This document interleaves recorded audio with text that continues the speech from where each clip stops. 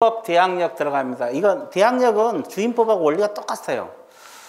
자, 임대차는 그 등기가 없는 경우도 임차인 건물 인도 사업자 등록. 우리가 이제 주임법하고 상임법 대항력이 나와 있는데 대항력 요건이 뭐라 그랬어요? 여기는 건물을 인도하고 뭐라 그랬어요?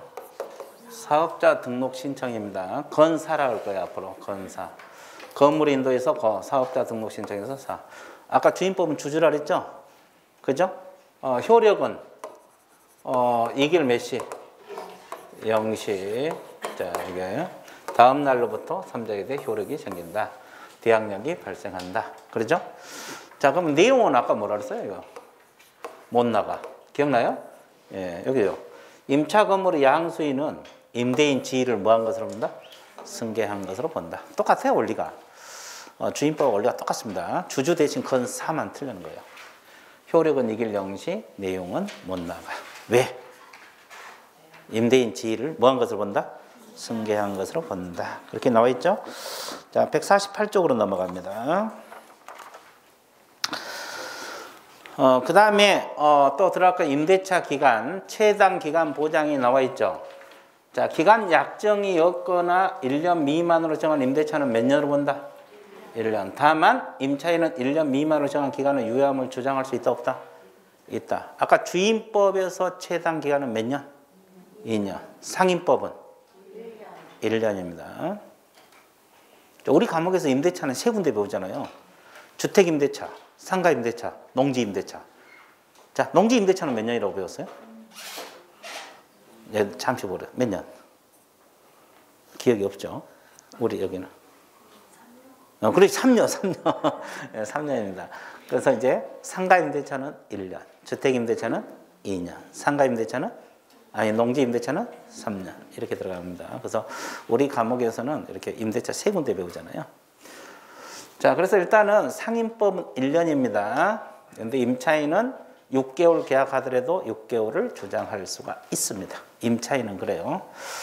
그 다음에 임대차가 종료한 경우에도 보증금을 반환받을 때까지 임대차 관계는 존속한 것으로 봐요. 이해됐죠? 자, 넘어가 볼게요. 자, 법정갱신. 이거 있잖아요. 이거 아까 우리가 주임법에서 했죠? 자, 다시 한번 적어도 차이가 뭐가 있을까요? 상임법하고? 법정갱신 차이가 있을까? 임대인, 임차인. 자, 여기는 건물을 이렇게 점유하고 있잖아요. 건사죠, 건사. 건사를 갖추고 점유하고 있어요. 건물인도 사업자 등록 신청. 자, 그러면 임대인은 몇 개월에서 몇 개월 전까지 이야기해 줘야 돼요? 6개월에서 주임법은 아까 몇 개월? 2개월. 상임법은 1개월입니다.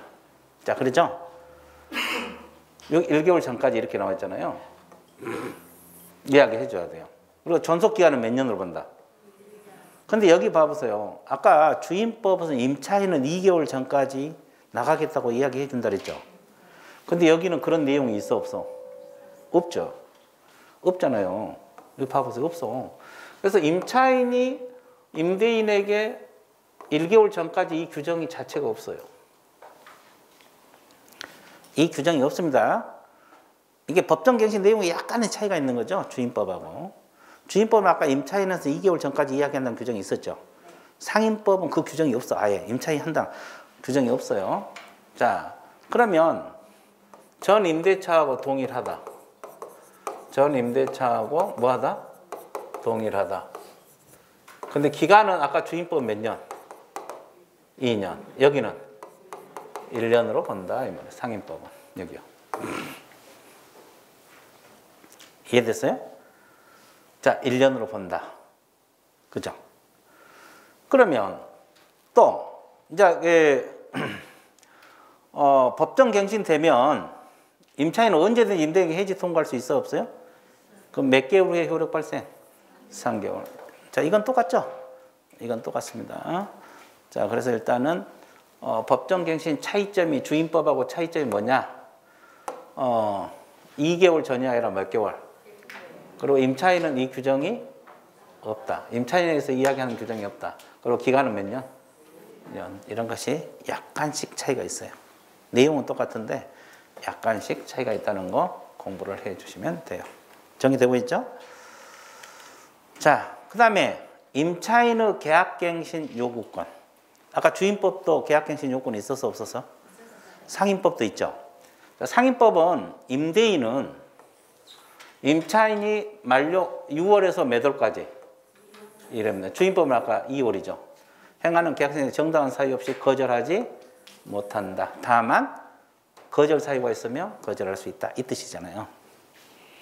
자, 그러면 차이점이 1월이라는 게 차이가 있고, 그러면 거절 사유는 거의 똑같아요. 근데 이게 차이네요. 상임법 몇 기 차이면 연체? 주임법은 아까. 나머지는 다 똑같아요. 봐보세요. 자, 임차인 거짓 그 밖에 보장한 방법으로 임차인 똑같죠? 그리고 서로 합의하에 임대 임차인 상당한 뭘 제공했다? 보상. 똑같죠? 임차인 임대인 동의 없이 전부 일부를 뭐 했다? 전대. 동의 없이. 똑같습니다. 그리고 임차인은 건물을 전부 일부를 고의나 뭐요? 중과실로 파손. 그럼 경과실이 아니라고 이야기했죠? 똑같고. 전부 일부가 뭐가 돼서? 멸실. 임대차 목적을 달성하지 못한다. 자, 멸실은 일부 멸실도 거절 사유가 된다. 똑같죠? 똑같습니다. 자, 그 다음에 임대인 당 항목 어느 하나에 해당하는 사유로 목적으로 전부 대부분을 철거나 재건축. 철거나 재건축은 뭐라 했어요? 대부분. 철거나 재건축은 뭐다? 대부분. 멸실은 일부. 이렇게 똑같죠? 그 밖에 의무 현재 위반하거나 전속형 중단해서 이거 다 똑같아요. 그럼 거절 사유는 주임법이나 상임 거의 똑같은데 차이가 주임법은 2기고 상임법 몇 개? 3개. 이거 차이. 그리고 이거는 실거주 목적 이런 건 없죠? 아니, 주임법은 자기가 실거주 목적으로 거절 사유가 있었잖아요. 그건 없고 나머지는 다 똑같아요. 공부하는 방법도 똑같습니다. 그러니까 노란 색깔로 해준 부분을 관심을 갖고 공부를 해주시면 되겠습니다. 됐죠? 자, 그 다음에 주임법하고 차이점이 또 뭐냐면 임차인의 계약갱신 요건은 최초 임대차 기간을 포함해서 몇 년?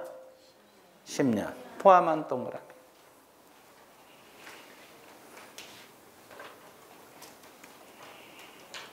아까 주임법 횟수로 가잖아요. 몇 회? 1회. 그럼 몇 년? 2년.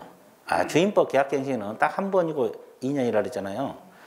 그러면 상임법은 횟수로 가요? 기간으로 가요? 기간으로 갑니다. 최초 임대차 기간을 포함한 제한 그럼 틀려버려요. 포함한 동안 10년까지 가능하다는 거죠. 이건 기간으로 가는 거예요. 그리고 전 임대차와 동일한 조건으로 계약한 거. 이건 똑같죠? 차임과 보증금은 100분의 5 금액에서 증감할 수 있다. 비슷해요.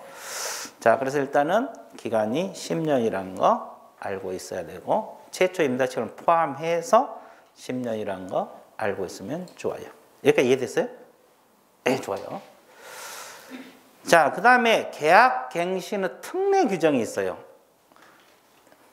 아까 우리가 배울 때 계약갱신 요구권도 9억을 서울에서 초과해도 적용된다 그랬죠? 아, 그래서 안 그래서? 이 특례 규정도 9억을 넘어서도 적용한다고 했어요? 안 했어요? 했죠. 대항력 규정도 초과해도 적용된다고 했어? 안 했어? 했죠. 이런 것은 10억짜리든 보증금 20억짜리든 다 상임법이 적용되는 법 규정이에요. 자, 보세요. 2조 1항 단세 보증금을 초과하는 임대차 계약갱신 경우에도 9억을 초과하는 계약갱신 경우에도 당사자는 상가금으로 조세, 공과금, 주변 상가금을 동그라미 차임 보증금, 그 밖의 부담을 경제성 변동 고려하여 차임과 보증금 증감을 뭐 할 수 있다? 청구할 수 있다. 그러니까 원래는 서울에서는 9억을 넘어서면 상임법이 적용되지 않잖아요. 근데 이 규정은 10억짜리도 증감이 가능해요. 적당하지 않으면 올릴 수도 있고 내릴 수도 있는 겁니다. 이해됐어요? 이걸 특례 규정이에요. 특례. 자, 보증금 보장, 최우선 변제 나와 있죠. 자, 우리가 최우선 변제 요건은 뭐가 있어야 되겠어요? 요건하고 효력 보면은 요건이 뭐가 있어요? 응?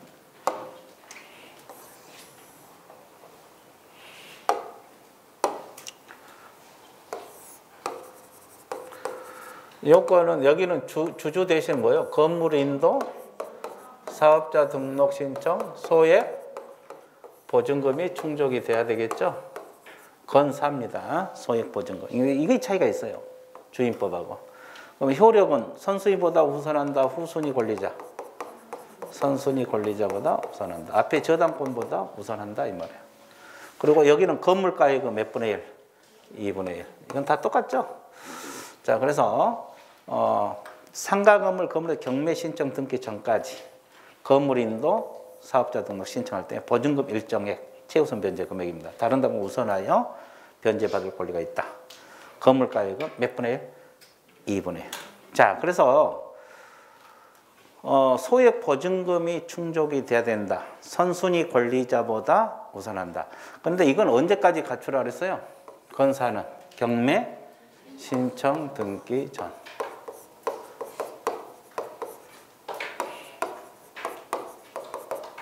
이때까지 갖춰야 돼. 경매 신청 등기 전. 됐어요? 그리고 배당 요구 종기까지 계속 유지가 돼야 되거든요. 그래서 이거 갖춰야지 최우선이 된다. 건사 소액 보증금 선순위 권리자보다 우선하여 경매에 넘어갔을 때 보증금 일정액 최우선 변제 금액을 말합니다. 변제받을 권리가 있다. 건물가액은 몇 분의 1? 2분의 1. 뭐 주임법 똑같아요. 원리는 똑같은데 이 금액만 차이가 있는 거예요. 금액 한번 봐드릴게요. 금액도 외우셔야 돼. 서울에서는 얼마? 6,500만 원 이하 중 얼마까지? 2,200, 652. 과밀 억제권역은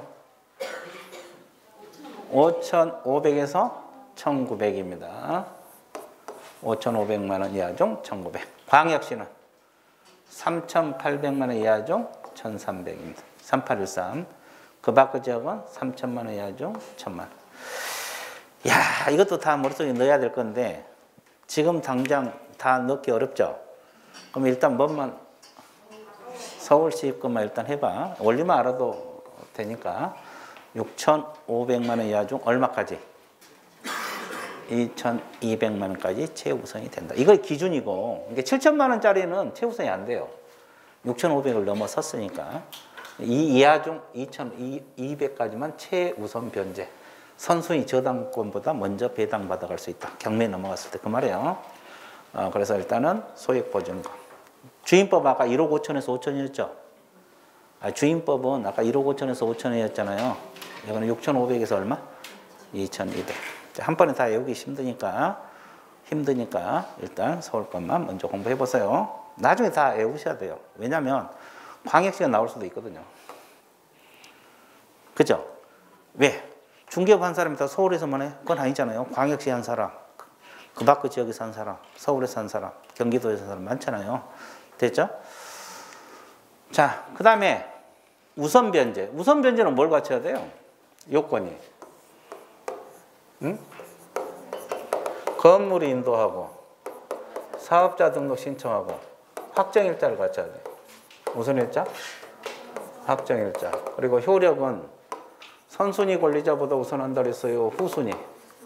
후순위 권리자보다 우선한다.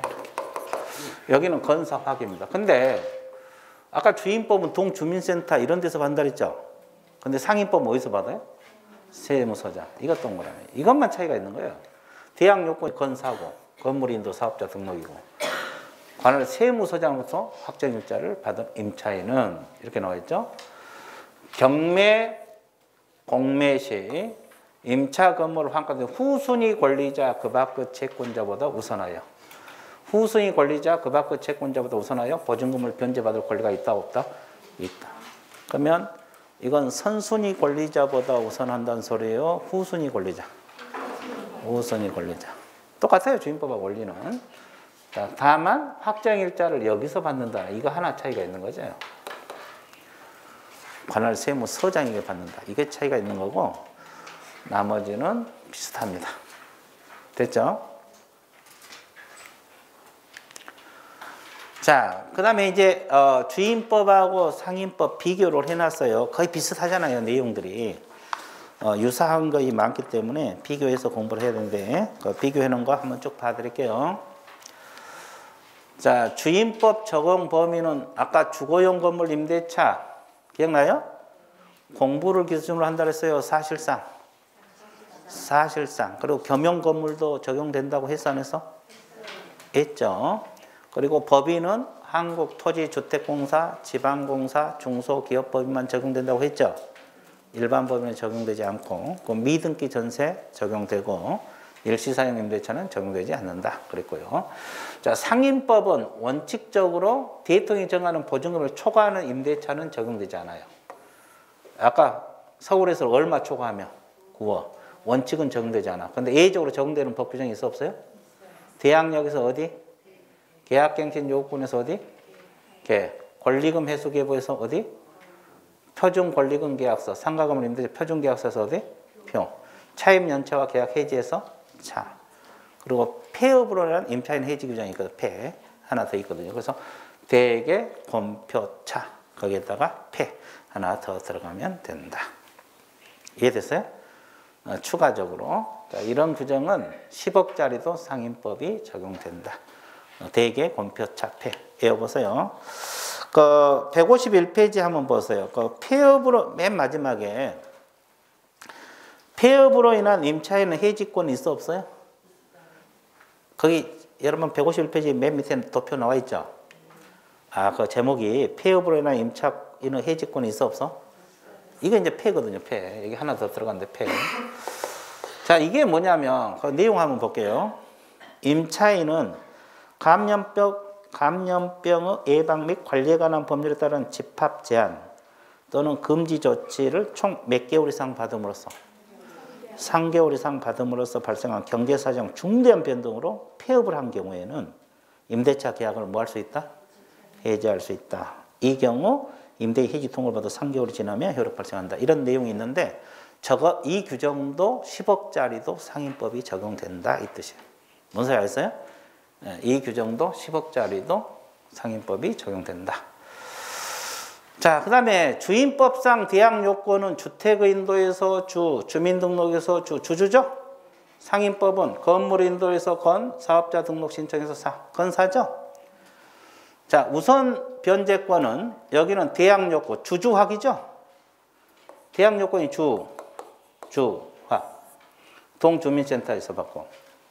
아까 이야기했죠? 확정일자 동주민센터, 읍면사무소, 시군구 출장소, 지방법원 지원, 법원 등기소, 공중인. 기억나요? 근데 상임법은 건사죠? 대항력은 건사 확인인데 여기는 관할 세무서장에게 확정일자를 받는다. 자, 비교해놨죠? 자, 넘어갑니다. 자, 최우선 변제는 주임법은 대항력은 주주 아니에요? 주주하고 소액보증금. 주택가액 얼마? 2분의 1. 여기는 대항력이 뭐예요? 건사죠. 건사 소액보증금. 건물가액 얼마? 2분의 1. 이건 652. 그죠? 주임법 1억 5천에서 5천. 서울 예를 들면. 자, 이런 거 약간 차이가 있고. 자, 최단 기간. 주임법은 몇 년? 상임법은 1년. 아까 다 했고. 근데 임차인은 그 기간 미만을 주장할 수가 있다. 기억나죠? 그 다음에 이제 이것은 아까 안 했죠. 별표 치시고. 본문에서 없었잖아요. 자, 이것은 뭐냐면 보증금을 월세로 전환할 때 보증금 1억 원을 월세로 바꿀 때 어떻게 전환하느냐 이거예요. 그죠? 그러면 연 10% 이걸 1할이라 그래요. 1할. 연 10%하고 기준금리의 2%를 곱하니요 더하니요? 더한 비율입니다. 이 10%하고 이 2번하고 낮은 비율을 곱한 것이 월차임 산정률 기준이 되는 거예요. 둘 중에서 낮은 걸 기준으로 해요. 이해됐어요? 자, 그러면 지금 기준금리가 계속 올라가죠? 올라가고 있어, 안 올라갔어요? 얼마까지 올라갔어요, 지금? 3.5까지 올라갔어요? 그러면 3.5%에서 2% 더 하면 얼마가 나와요? 5.5잖아요. 그럼 뭐가 10%하고 5.5가 뭐가 더 낮아요? 이걸 기준으로 해서 여기다 1억을 한다면 이렇게 곱해가지고 월세를 산정한다 이 뜻이에요. 둘 중에서 낮은 거. 이해됐어요? 그러면 여기서 나오면 이제 거기서 또 얼마가 나와요, 이거? 5.5%면. 550만 원 나옵니까? 한번 해봐. 1억에서 5.5. 오, 좋아. 빨리빨리 해. 한참 걸려.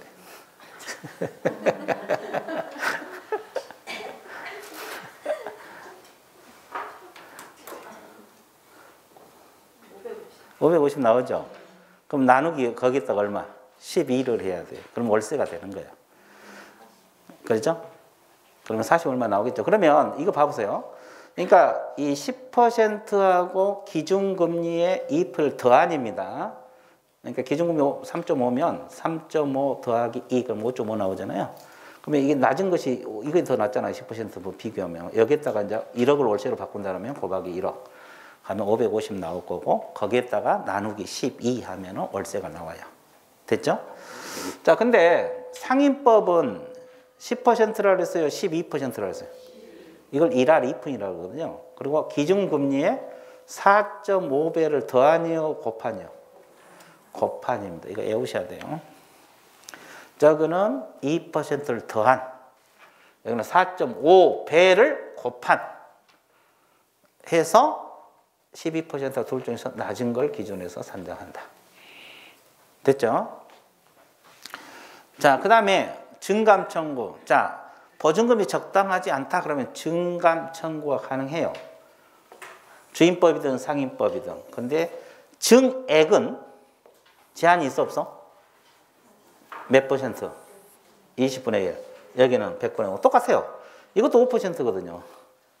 아니, 퍼센트로 하면 20분의 1도 퍼센트로 하면 몇 %? 이것도 5%. 표현만 다르지 똑같아요. 5%. 근데 증감 둘 다 인정되는데 뭔만 제한을 받아? 증액만 제한을 받는 거예요. 감액은 100% 감액해도 관계가 없어요. 감액은 100% 해도 관계가 없어요. 그러면 뭔만 제한을 받는다? 증액만 제한을 받는 거예요. 5%. 이해됐어요? 증액만 제한을 받았지 감액은 얼마든지 감액해요. 왜냐하면 이 주임법, 상임법은 주로 임대인 보호요, 임차인 보호요? 임차인 보호하는 규정이잖아요. 그래서 그래요. 자, 그러면 임차인의 계약갱신 요건 아까 우리가 다 배웠죠? 주임법도 있고 뭐 또 있어요? 상임법. 근데 아까 주임법은 1회에 몇 년? 2년. 횟수로 한다 그랬죠? 여기는 기간이 최초 임대시는 포함해서 10년. 기억나요? 예, 거절 사유 비슷하고 약간 차이가 있고. 자, 임차권 등기 명령 아까 내가 주임법에서 설명했죠? 아, 했어 안 했어? 이건 토시 하나 안 틀리고 똑같습니다. 임차권 등기 명령 신청은 주임법, 상임법이 있는데 아까 주임법에서 설명한 내용과 똑같다고. 됐어요? 예, 전체하고. 법정갱신 아까 둘 다 있었어 없었어? 근데 차이가 약간 있었죠? 주임법은 6개월에서 2개월 전, 임차인은 2개월 전. 기억나요? 근데 여기서는 6개월에서 1개월 전이고 임차인은 규정이 있어 없어? 없죠. 그리고 기간은 여기는 2년이고 여기는 1년. 기억나요? 예, 그런 거 약간 차이가 있어. 근데 둘 다 있는데 약간 차이. 자, 일시사용 임대차는 둘 다 적용한다 안 한다? 안 한다. 똑같습니다. 똑같아요. 자, 여기서 임차권 승계제도가 있잖아요. 어디만 있어요? 주택만 있어요. 주택만. 그러면 상임법은? 그러면 이건 어떤 사람이 승계받는 거예요? 이거예요.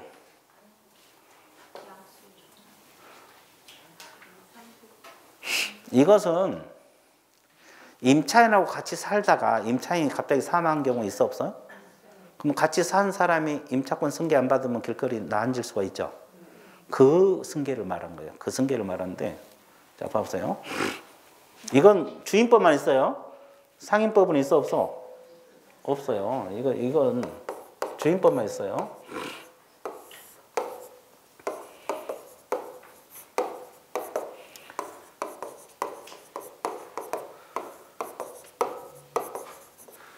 자, 이 주택 점유하고 임차인이 있다가 사망을 했어요, 이 사람이.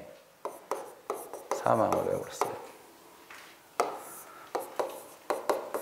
그러면 이제 같이, 이 임차인하고 같이 산 병이 있거든요. 근데 이 사람이 승계를 안 받아버리면, 이 사람이 상속권이 없는 사람, 즉 사실혼 배우자랄지 이분들이 승계를 안 받으면 길거리 나앉아야 되잖아요. 그래서 이 사람들 부한 제도거든요. 그래서 주인법만 있는데, 자, 근데 여기서 승계는 채권, 채무가 다 승계가 돼요. 채권만 승계가 된 게 아니라 뭣도 승계가 된다. 그러면 이 병의 입장에서는 채무가 많으면 승계를 안 받은 게 좋겠죠. 그럼 안 받을 수 있어요? 예, 어떻게 하면 돼? 뭘 포기? 아니, 여기는 임차권 포기를 말한 건데, 자, 어디다 포기를 해야 돼요? 이제 여기는 기억이 없고, 우리 그렇지. 언제까지? 1개월. 언제부터 1개월? 사망 시부터. 그렇지. 자, 이 임차인이 사망할 때부터 몇 개월 이내? 1개월 이내 반대 의사 표시를 해줘야 돼요. 안 하면 승계돼 버려요. 채무가 승계된다고. 이 사람 사망 시부터 1개월 이내 임대인에게 반대 의사 표시를 해줘야 돼요. 그러면 승계가 안 됩니다. 됐죠? 자, 그래서 같이 거주한 사람이 승계를 안 받으면, 임차권 승계를 말한 거예요. 승계를 안 받으면 이 사람이 길거리에 나앉을 수도 있잖아요. 그런 경우 대비해서 승계제도가 있는데, 이것은 주인법에만 있다. 뭐 상인법에서 같이 보여줄 필요 없죠. 이건 거주를 보여주는 거기 때문에. 그죠? 그래서 주인법에만 있습니다. 자, 1개월 이내입니다. 임차인 사망 시부터 1개월 이내 반대 의사 표시하지 않으면 자동 승계돼 버려요. 됐죠? 자, 그 다음에 기타에서 편면적 강행 규정이다. 이 말은 임차인에게 불리한 건 효력이 없다. 둘 다 똑같고요. 둘 다 보증금 안 돌려주면 소액사건 심판법으로 가능합니다. 그리고 이거 별표 치세요. 이거 둘 다 있어요. 확정일자 부여 및 정보 제공 요청권이 있거든요. 둘 다 똑같습니다. 둘 다 똑같아요. 둘 다 확정일자 부여 및 정보 제공 요청권, 주인법, 상인법에도 있다는 거 알고 있으면 좋겠습니다. 그리고 전대차 준용 규정이 있어요. 전대할 때. 계약갱신 요구권, 차임 증감 청구권, 월차임 전환 산정률 제한 규정, 차임 연체와 계약 해지.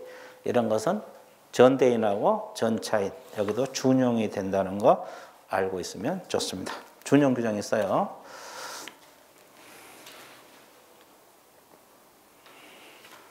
이해돼서 이거 별표 쳤어 이거? 둘 다 있어요. 확정일자 부여 및 정보 제공 요청 둘 다 있다는 거 중요합니다. 자, 그 다음에 계약서 등. 자, 주택 임대차 표준 계약서가 있어요. 상가 건물 임대차 표준 계약서가 있어요. 자, 보세요. 1번하고 2번 묶으세요. 1번하고 2번 묶은데, 자, 보세요. 주택임대차 표준계약서를 주택임대차를 서면으로 체결할 때는 법무부 장관 동그라미, 국장과 협의하여 정하는 주택임대차 표준계약서를 우선적으로 쓰라. 자, 그러면 주택임대차 표준계약서 정해서 권장하는 관청은 법무부 장관입니다. 국장 협의를 거쳐야 되겠지만 법무부 장관. 자, 상가 건물 임대차 표준계약서도 마찬가지. 법무부 장관은 국장과 협의를 거쳐서 보증금, 차임액, 기간, 수선비 분담 내용 기장 상가 건물 임대차 표준계약서를 정하여 그 사용을 뭐 할 수 있다?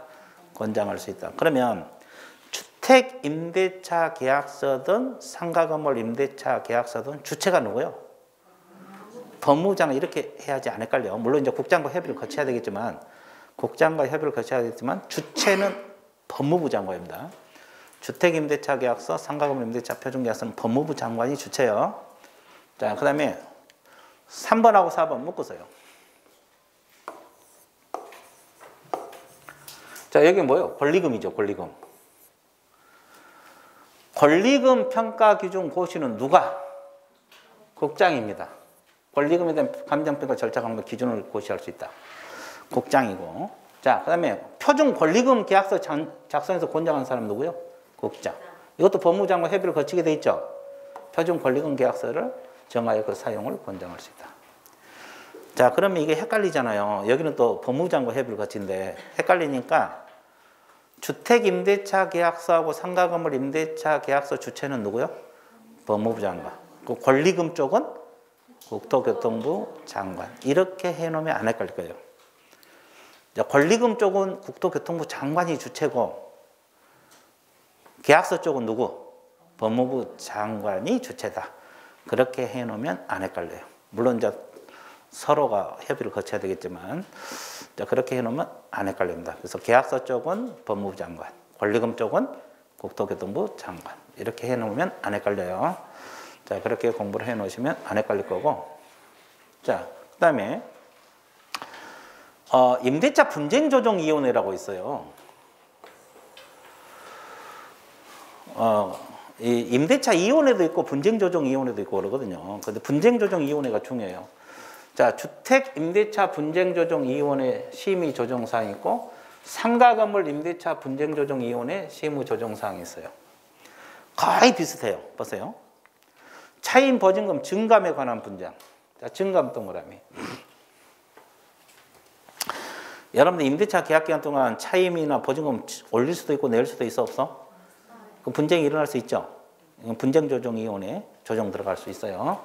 증감 동그라미. 또 임대차 뭐? 기간 동그라미.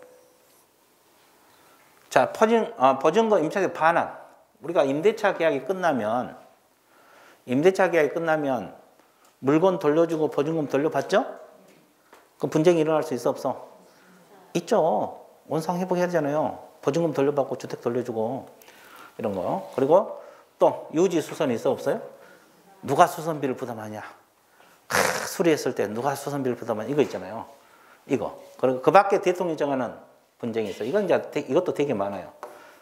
근데 일단 네 가지를 기준으로 공부했을 때 머릿속에 넣어야 되는데 별것도 없거든요. 근데 막상 또 문제 나오면 또 기간에 관한 분쟁, 심의 조정 대상이다 그러면 또 고민해요. 그죠?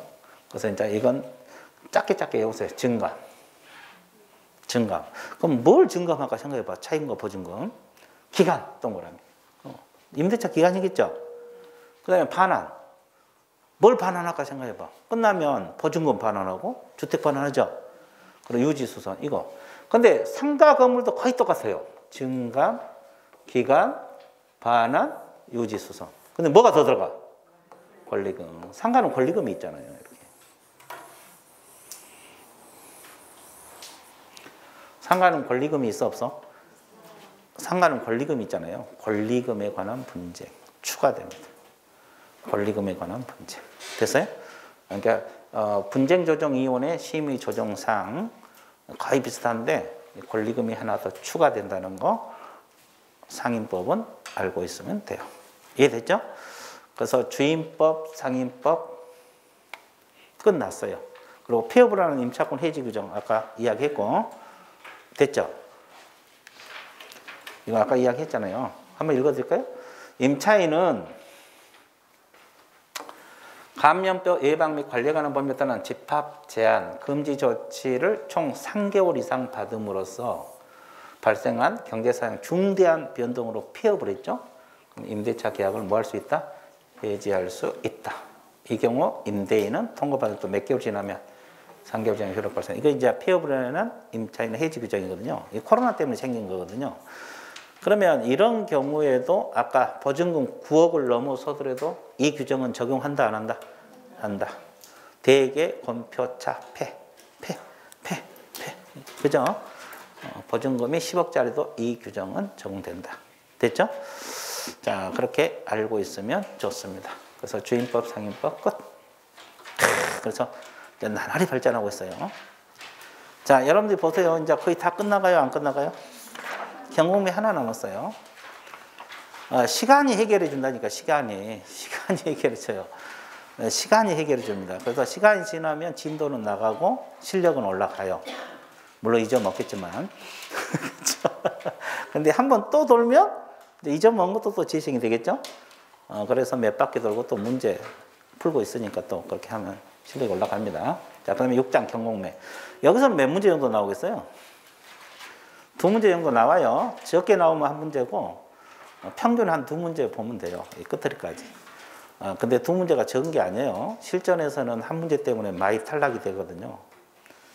진짜요. 꼭 한두 문제 때문에 떨어지시는 분 되게 많잖아요. 실전에서는 이게 한두 문제가 되게 중요해요. 그래서 이것도 공부하면 됩니다. 근데 공인중개사 시험에 경공매가 아주 어렵게 출제되지는 않아요. 기본적인 거 출제되니까 공부하면 다 맞출 수 있어요. 자, 넘어가 볼게요. 조금만 더 할게요. 자, 경공매에 들어가는데 법원 경매의 종류가 나와 있어요.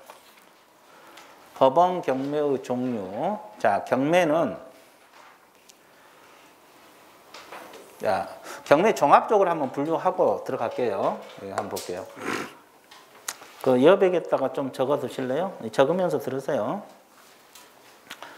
이 광의 경매 있어요. 광의.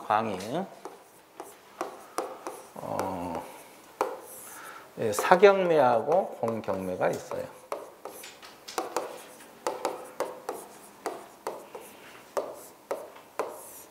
사경매는 개인들이 경매 붙이는 거고, 골동품, 미술품 이런 거.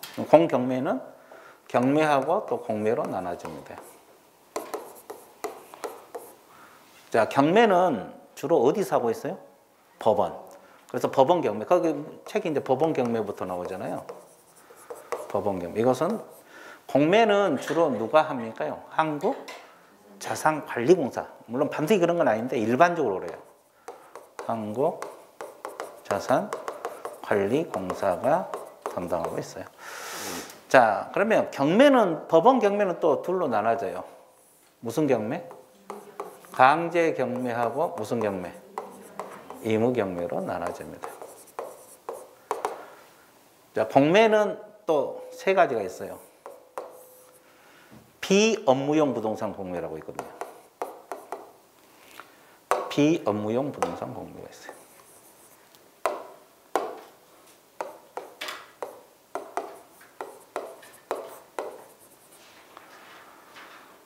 비업무용, 그 다음에 압류, 또 유입 부동산 공매가 있어요. 자, 이렇게 나눠집니다.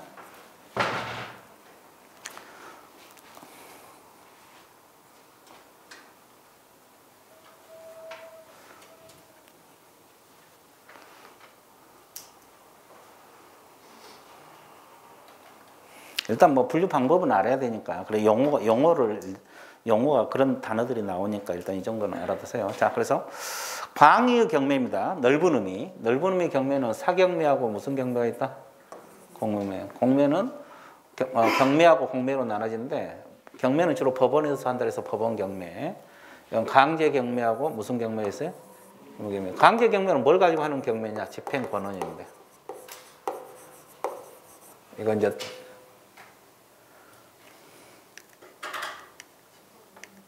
아니지. 다 사라졌네. 다 사라졌어. 아까 다 적었죠? 의무경매는 담보권 실행경매라 그래요. 이제 그건 책에 있으니까 바로 들어갈게요.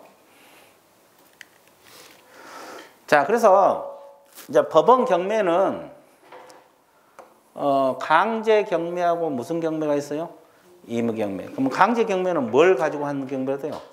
집행권은. 집행권은 또 뭐라며? 집행권원을 보유한 채권자가 그 집행권원에 표시된 이행청권 실현을 위해서 채무자 소유 부동산을 압류를 해서, 압류동물하며 매각하여 그 매각 대금에서 금전 채권을 만족을 얻은 강제 집행 방법이다. 이렇게 나와 있어요. 자, 그래서 여러분들 그 의 묻는 문제가 나올 수 있거든요. 개념 묻는 문제가 나올 수 있어요. 의 묻는 문제가 나올 수 있으니까 강제 경매는 집행 권한을 가지고 하는 경매다. 그리고 압류 이런 단어가 나오면 강제 경매 내용이 되는 거예요. 자, 그러면 이건 채무자 일반 재산에 대한 경매입니다. 그리고 예견되지 않는 경매, 그리고 인적 책임 성격을 가지고 있다. 이제 이게 강제 경매 특징입니다. 나와 있죠? 집행 권한을 가지고 압류해서 경매 들어간 것이 강제 경매입니다. 그러면 집행권원이 뭘까? 또 이게 문제죠. 집행권원이 뭐예요? 뒤에 나와 있잖아요. 집행권원이라는 것은 채권자가 채무자에 대해서 급부청권이 있음을 표시하고 그 청구권을 여기서 밑줄 보세요. 강제 집행할 수 있음을 인정한 공적 증서. 강제 집행할 수 있음을 인정한 공적 증서를 말합니다. 강제 집행할 수 있음을 인정한 공적 증서. 그 가장 대표인 것이 확정된 무슨 판결? 이행 판결. 판결서가 집행권원이 된 거예요. 이 판결서 같은 것이 집행권원이 돼요. 그 다음에 의무경매는 뭐예요? 저당권이나 전세권 등 담보물권이 가지고 있는 경매권이 실행된 경매를 의미한다. 그죠? 그러면 이것은 무슨 재산에 대한 경매다? 특정 재산. 그리고 예견되지 않는 거라 예견된 경매. 인적이 아니라 물적 책임. 의무경매가 보통 우리가 알고 있는 거잖아. 이거예요. 자, 이 사람이 을로부터 1억을 빌렸어요. 그럼 빌린 사람 뭐라 그래요? 채무자. 빌려준 사람이 채권자란 말을 쓰잖아요. 아, 그래 안 그래? 그러면 을이 1억씩 빌려주면서 그냥 빌려주겠어요? 건물 저당 잡겠어요? 저당권 설정할 거 아니에요. 근데 이 채무자가 돈을 안 갚아. 그러면 저당권에 근거해서 이 자기가 저당 잡은 이 건물을 경매 신청할 수 있다 없다? 이게 의무경매예요. 그럼 이건 집행권원이 필요가 있어 없어? 없어요. 그래서 의무경매 밑에다가 집행권원을 요하지 않는 경매라고 적으세요. 의무경매는 강제경매와 달리 집행권원을 요하지 않는다.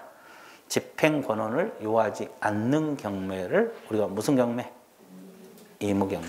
집행권원을 요하지 않는 경매를 무슨 경매?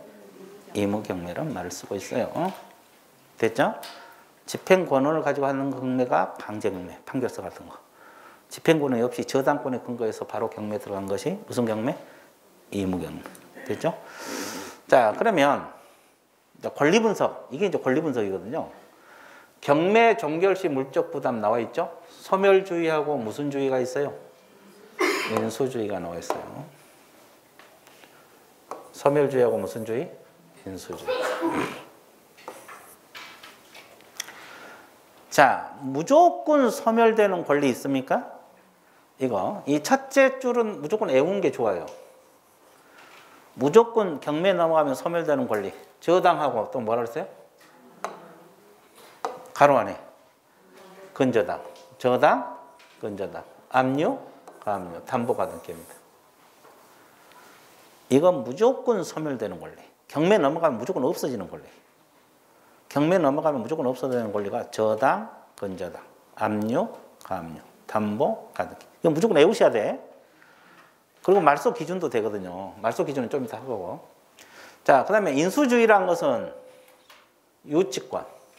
얘 하나 있는데 무조건 인수. 법정지상권, 분묘기지권. 이건 경매 넘어가더라도 소멸되지 않습니다. 경매 넘어가도 소멸된다, 안 된다? 안 된다. 자, 그 다음에 무조건 소멸되는 권리 두 번째가 뭐냐? 말소 기준 권리보다 앞서 설정된 뭐라 그랬어요? 전세권 중 배당 요구 종기까지 배당 요구를 한 전세권은 소멸입니다. 원래 말소 기준 권리라는 것은 소멸되느냐 인수냐 기준 잡는 권리거든요. 이보다 앞서 설정된 권리는 인수가 되는데 배당 요구 종기까지 배당 요구를 한 전세권은 소멸이 되고요. 됐죠? 이건 소멸되는 거고. 그리고 말소 기준권 뒤에 동그라미. 뒤에 설정된 용익물권은 무조건 소멸이에요. 말소 기준권 앞에 설정된 용익권은 인수. 이거 일일이 외우지 않아도 돼요. 1, 2, 3, 4 외우지 않아도 돼요. 말소 기준권보다 뒤에 설정된 용익물권은 소멸. 앞서 설정된 용익물권은 인수. 이해됐어요? 자, 그 다음에 여기 늦게 동그라미. 이제 말소 기준 권리가 없으면 이걸 기준으로 하거든요. 경매 개시 결정 등기. 이보다 늦게 설정된 용익물권은 소멸이고 앞서 설정된 용익물권 인수. 근데 그보다 담보물권이 없어야 된다. 앞에 저당이 없으면 경매 개시 결정 등기를 기준한다. 이렇게 나와 있어요. 이런 거 일일이 암기하지 않더라도 일단 경매 개시 결정보다 늦게 설정된 권리는 소멸. 앞에 설정된 권리는 인수. 자, 이게 무슨 말이냐면 다시 한번 봐드릴게요. 여기 정리를 해놨어요. 자, 칠판 한번 봐보세요. 이 말소 기준 권리, 이게 뭐냐면 소멸되느냐 인수되느냐 기준 잡는 권리다 이 말이에요. 소멸되느냐 인수되느냐 기준 잡는 권리인데, 말소 기준 권리가 뭐라 그랬어요? 아까 저당, 근저당, 압류, 가압류. 무슨 가등기? 담보 가등기. 이건 무조건 소멸된다고 했죠. 무조건 소멸되면서 말소 기준이 될 수 있는 권리가 되는 거예요. 그리고 이제 이게 없으면 경매 개시 결정 등기가 말소 기준이 됩니다. 그래서 가장 먼저 설정된 권리가 말소 기준이에요. 그죠? 그래서 말소 기준 권리는 경매 시 인수, 소멸 결정 기준이 된다. 따라서 말소 기준 권리보다 선순위에 있는 권리는 뭐가 되고? 인수. 후순위에 있는 권리는 뭐가 된다? 소멸. 그러니까 이거예요. 말소 기준. 저당, 근저당. 압류, 감류, 담보 가능. 이보다 나중에 설정된 지상권은 소멸이고 앞에 설정된 지상권은 인수. 뭔 소리 알겠어요? 그죠? 그죠? 근데 이 말소 기준 권리가 없을 수도 있어요, 없어요? 있죠. 그럼 이걸 기준해요. 경매 개시 결정 등기. 이걸 기준해서 이보다 늦게 설정된 권리는 뭐다? 소멸. 이보다 앞에 설정된 권리는 인수. 그래서 이걸 외우셔야 돼요. 이 말소 기준 권리, 무조건 소멸되면서 말소 기준 권리가 될 수 있는 권리가 저당, 근저당, 압류, 감류, 담보 가등기. 이해됐어요? 자, 이보다 나중에 설정된 권리는 소멸. 이보다 먼저 설정된 권리는 인수. 없으면 경매 개시 결정 등기를 기준해서 나중에 설정된 권리는 소멸. 앞에 설정된 권리는 뭐다? 인수. 이렇게 공부를 합니다. 정의되고 있죠? 정의되고 있어요? 네. 자, 그러면 이제 처음 공부하신 분도 있으니까 내가 다시 한번 정리해 드릴게요. 방금 우리가 소멸주의하고 무슨 주의를 배웠어요? 인수. 그러면 여기가 이제 이 건물 경매에 넘어가는데 선순위로 저당권이 설정되어 있다. 두 번째, 전세권이 설정되어 있다. 세 번째, 근저당권이 설정되어 있다. 네 번째, 임차권이 설정되어 있다. 자, 그러면 이 사람이 경매로 샀어요. 1억에 샀습니다. 네, 소멸주의 공부할게요. 그러면 여기서 말소 기준 권리가 뭐가 돼요? 1번 저당이 됩니다. 무조건 소멸되는 권리가 여기서 저당하고 근저당 몇 개요? 2개죠. 전세는 무조건 소멸되는 권리는 아니니까. 그 중에서 가장 먼저 설정된 권리가 말소 기준이 돼요. 그러면 여기서는 가장 선순위가 저당이죠. 그럼 이게 기준이 돼서 이건 무조건 소멸되는 권리 중에 하나죠.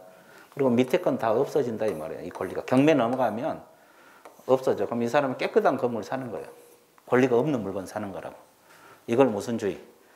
소멸주의. 그럼 말소 기준은 여기서 저당, 근저당 중에서 가장 먼저 설정된 저당이 말소 기준이 돼서 이보다 밑에 건 다 없어진다 이 뜻이에요. 이게 소멸주의. 뭔 소리 알겠어요?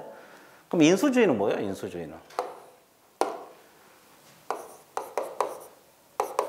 인수주의라는 것은 안고 산다 이 말이에요. 안고 산다. 자, 이 건물이 가장 선순위로 전세권이 설정되어 있다. 자, 저당권이 두 번째로 설정되어 있다. 세 번째가 임차권이 설정되어 있다. 그럼 우리 경매로 1억에 샀어요. 그럼 여기서 말소 기준은 뭐가 돼요? 저당이 됩니다. 왜 전세권은 말소 기준이 안 되냐? 아까 무조건 소멸되는 권리 중에 전세권이 들어있어 안 들어있어? 그렇죠. 그럼 여기서 가장 이게 저당, 근저당 중에서 이게 가장 말소 기준이 돼요. 그러면 이보다 밑에 있는 권리는 무조건 뭐예요? 소멸. 저당 원래 없어지고. 전세권은 인수가 되잖아요. 앞서 설정된 원칙적으로 인수가 돼요. 인수. 원칙적으로 인수가 됩니다. 근데 A적으로 아까 그 두 번째 칸에 보면은 말소 기준 권리보다 앞에 설정된 전세권이라도 배당 요구 종기까지 뭘 해버리면 배당 요구를 하면 이 전세권은 소멸돼요 안 돼요? 소멸됩니다. 배당 요구 했을 때. 뭔 사이 있어요? 그 말이에요. 그 두 번째 칸에 자, 이보다 먼저 설정된 전세권은 인수가 되지만은 배당 요구 종기까지 배당 요구를 하면 이 전세권마저도 소멸이 된다. 뭔 소리 알겠어요? 그 말이고. 그 다음에 유치권 같은 경우는 이 저당보다 밑에 있어도 인수가 돼요, 소멸이 돼요? 인수가 된다 이 말이에요. 그 무조건 인수되는 권리 있잖아요. 맨 위에 칸 유치권, 법정지상권, 분묘기지권. 이건 무조건 인수가 돼요. 저당 밑에 있으면 소멸돼야 되는데 소멸한다 안 한다?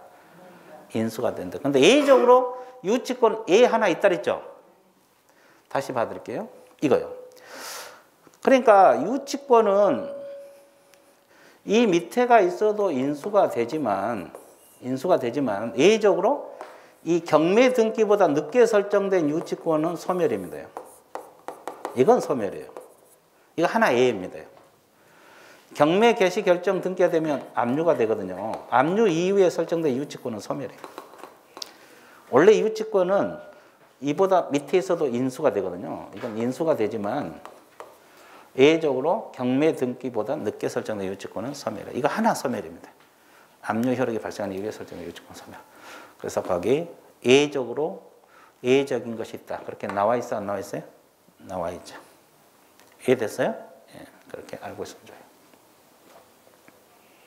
되기 쉽죠?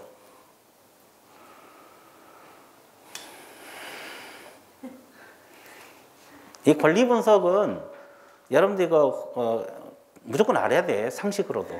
왜냐하면 나중에 뭐 집 사고 팔 때 이거 필요하거든요.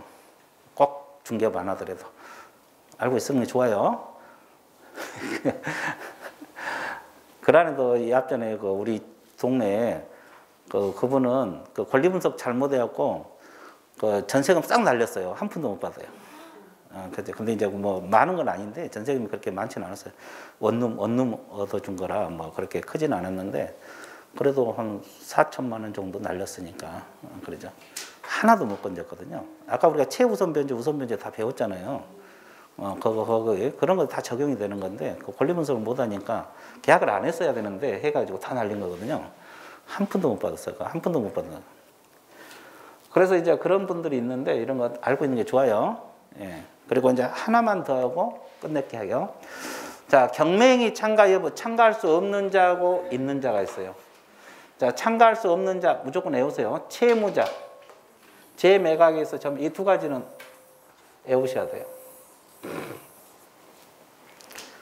채무자하고 재매각에 있어서 전매수인. 뭐 재매각은 아직 안 배웠지만 다음 주에 배우게 될 겁니다.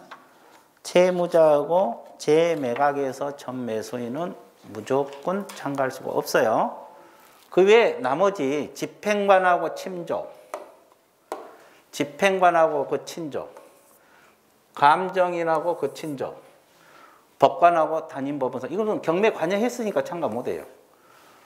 이분들은 경매 관여했으니까 참가 못해요. 이것은 뭐 당연한 소리고 이분들은 경매 관여했으니까 참가할 수 없는 사람이에요. 집행관하고 친조, 감정인하고 친조, 법관하고 담임법원. 그런데 이것은 그래서 뭐 신경 안 써도 되고 이 두 가지를 외우세요. 채무자하고 재매각에 있어서 전매수인 경매에 참가할 수 없어요. 근데 참가할 수 있는 자는 없는 자 빼고 다 가능해요. 일반인, 채권자, 담보권자, 제3취득자. 이거 동그라미 치세요. 채무자는 경매에 참가할 수 없다 그랬죠? 근데 무엇은 가능하다? 채무자? 가족은 가능합니다. 다시. 채무자는 경매에 참가할 수 없는데 누구는 가능하다? 채무자 가족은 가능하다. 이거. 그리고 이무경몰상보진, 애국인 다 참가할 수 있어요. 그래서 다는 몇 예우더라도 일단 채무자하고 재매각에서 전매수인 참가할 수 없다. 이거 하나. 그리고 채무자 가족은 참가할 수 있다. 채무자는 안 되지만 채무자 가족은 가능하다. 이 정도. 그리고 이분들 뭐 관여했으니까 당연히 안 되는 거고. 됐죠? 자, 이렇게 해놓으면 됩니다. 자, 그래서 오늘 이론은 여기까지 할 거예요. 다음 주에 경매 절차 들어갑니다. 다음 주에 경매 절차에서 끝낼 거고 10분 쉬었다가 기출문제, 단원별 기출문제 있죠? 예, 그 10분 쉬었다가 들어갈게요. 예, 휴식 같습니다.